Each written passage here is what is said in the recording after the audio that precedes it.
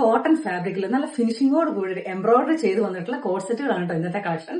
അപ്പൊ ഇതിന്റെ ഒരു ഷെയ്ഡ് നല്ല സൂപ്പർ ബേൺഡ് ഓറഞ്ച്. പിന്നെ ഒരു യോക്കാണ് ഞാൻ ക്ലോസർ ആയിട്ട് കാണിച്ചു തരാം. അത്രയും ഭംഗിയായിട്ടാണ് ഈ യോക്ക് ചെയ്തേക്കുന്നത്.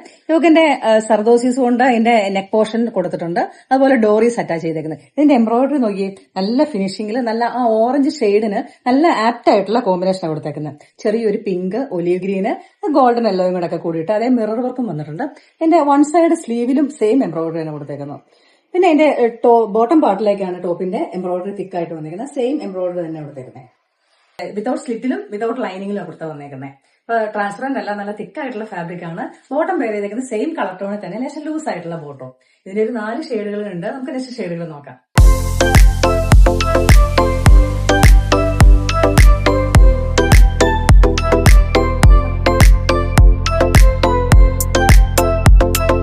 എങ്ങനെയുണ്ട്? എല്ലാ ഷെയ്ഡുകളും സൂപ്പർ അല്ലേ?